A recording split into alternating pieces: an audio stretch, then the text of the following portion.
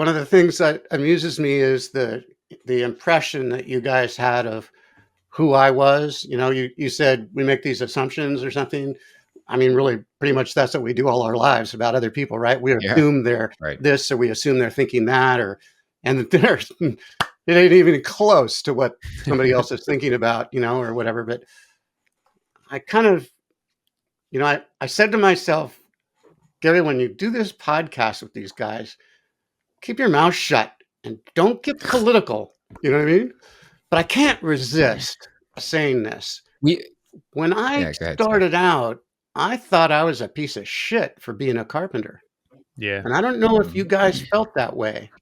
And I wanted to ask you, when you started out, did you feel like you were like a trash collector or a kind of like, a little bit of garbage because you were working job sites with your hands? Did you have that? Was that um, instilled in you by the culture in which you were raised? I think it was like that was definitely part of the culture and the age that we were. The idea was to go to college. I grew up in a pretty affluent town, but for me, like working with my hands, even when I was 16 till 18, while all the rest of the kids in my town were going down to their, family beach house for the summer and not working. I don't know why. I thought that was like the punk rock thing to do. Like I was the black sheep and I owned that. And it wasn't until a couple years later that I began to develop, I guess, become less sure of myself and start to question, like, hey, am I really fulfilling all my potential?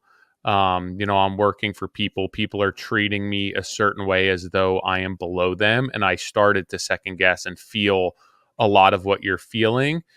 And then it got to a point where I really wanted to take pride in what I was doing. And I really was taking pride in what I was doing and trying to bring respect back for the trades.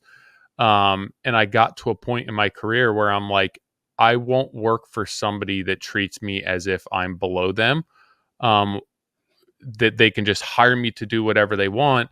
And luckily, I was able to work for clients who didn't treat me that way, and there was enough of a market, and I built a reputation that I don't feel that way anymore. So I think that there were like ebbs and flows to that.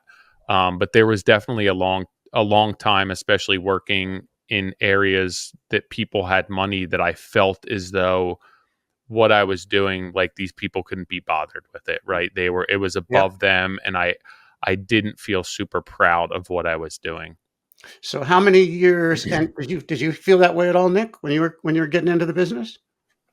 Yeah, I mean, for sure. I think the one thing that um, blocked that out for me is I always had money Ah, and I had no bills because I was a kid, and so I was always like, I always felt a little bit better than people because I was like, I was like, I'll pay for the movies, I'll buy you soda, like, um, and my most vivid memory is when I was in middle school and I applied to get into the vocational school, and I was super nervous when I submitted my application, and I asked my guidance counselor, I was like, do you think I'll get in?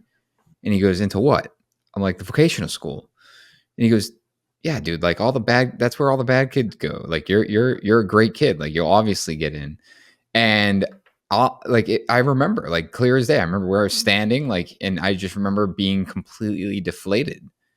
And I think at that moment, I kind of chose to double down and just like, all right, I'm just gonna be the best version of this. And frankly, I wasn't liked by a lot of people in my class because I was probably a brown noser, and the kid that wanted to be the best and like and frankly like help teach. yeah. Um, and I'm not saying that to show off by any means. It was just like that's who I was by nature, and I wanted to help people, and so I really just drowned that noise out. And when I did go to college for construction management, I got into high rise construction as a project manager, and for like a 3.5, 4 year stint, I thought that was going to be my career. I was going to be, a collared shirt, khakis, nice shoes, like PM, walking the job site, just kind of directing work.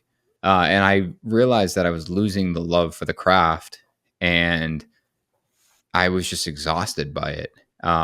So that's when I went back to being a carpenter, and I don't know. I don't think I ever felt as though I was, a trash collector per se, like as you said, but I think I always wondered how, like, I think I spent a lot of time thinking about, is this what my life is going to be? And if so, am I going to live a simple life? And at that point in time, I think I was content living a relatively simple life. And over the course of that next decade, my life changed. I, met my wife. I started spending more time in the city. We went on to get married and have kids, and and then I started desiring, a grander life, and have since put the tools back down. And now I'm very business oriented. I'm not really answering your question, Well, I but think you have. You have. It's and I was one I really was interested in asking, because I feel that the generation that I was a part of, like the Larry Hahn kind of generation, Yeah. Mm, I remember, I've probably said this in the last time we spoke. I remember going to Fine Home Building the very first time I went to visit there, and Kevin Ireton introducing himself to me. He was the editor of the magazine for, I don't know, 20 years, while I was writing with them. And I sat down at his desk, and we had this incredible conversation about literature and philosophy. It was like, I was blown away. Yeah. I was totally freaking blown away. And the other editors I met, like Ro Osborne, all these guys who are into music and art, and they were all freaking carpenters. Yeah. And I was like, wow, I had no idea. I was like living in a closet all alone, living, the only people I knew were the people I knew off job sites, who totally different world. And I didn't realize there was such a thing as an informed or educated or intellectual or curious or whatever carpenter, And I think it was about that time I started realizing there was something wrong with this idea I had of who I was, and and and that I was a carpenter. It was kind of like something my family had kind of stressed, like, you're never going to make it. You're never going to make a good living if you're working with your hands, kind of thing. You're never going to amount to much if you're just a laborer or something. And it was left over from the cultural world of World War II and the immigrants that moved into the U.S. at that time after World War II. And what I'm seeing is that stigma has kind of been wearing off generation by generation. And I was curious to ask you guys about this, because not only was the stigma wearing off somewhat when you were growing up and getting into the business, but shortly after you did, you had the advantage of all of the periodicals and the publications that were out there. And you had the advantage of the forums originally, the original, like JLC Live forum or whatever, and then social media. And look at the difference that you see now. I just love watching all these different guys on Instagram and how proud they are of what they do. And I'm not talking false pride. I'm talking, with stuff that matters. And it's kind of like, that's what motivated me. That's who I was. When you think, oh, I was working really hard and I knew what I wanted to do and I wanted to teach and all this kind of crap, baloney. I thought I was a piece of crap and I didn't want to be a piece of crap. And I also felt like the people I was meeting weren't your age.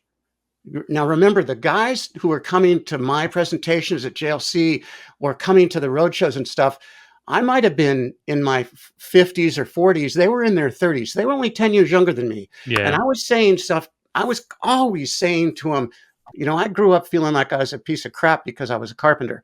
And that really resonated with them because they were feeling it more than you did when you were coming into it.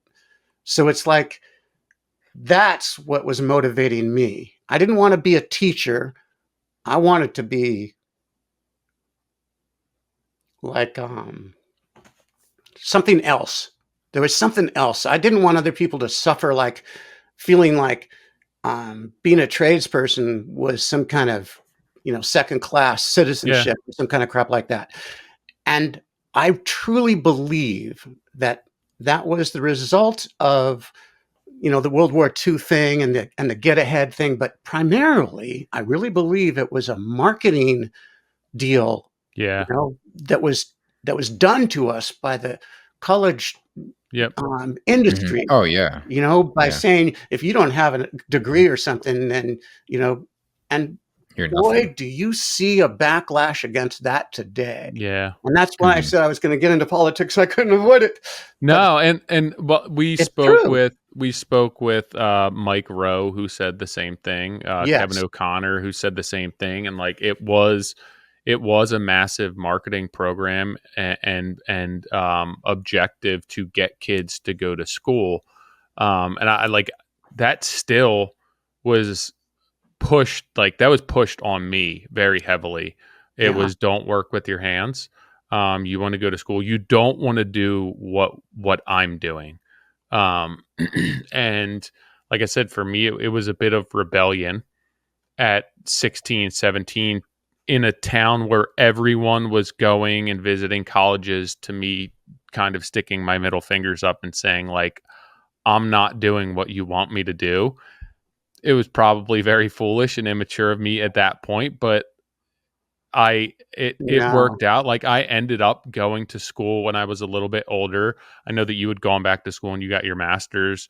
I wasn't quite as old as you when I went back to school. I don't think I could have gone back to school at 37. But I waited until I was a little older to like really go through and get my college degree. But it was definitely the biggest thing for me when I felt the least like worth or the most insecure was when I was in business and I started working for people who were only a couple years older than me and they were paying me money that I couldn't wrap my head around.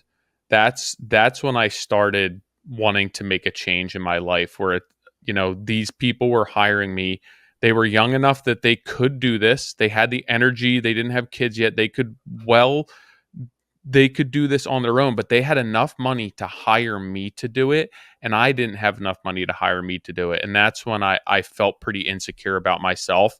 And I started realizing that like, hey, I need to position myself in a different way to be more of a professional, not just offer an outlet for people to do their BS work that they don't want to do. And between that and having a family and children, was when I really, hit the ground running and made some changes and wanted to be a professional within the industry.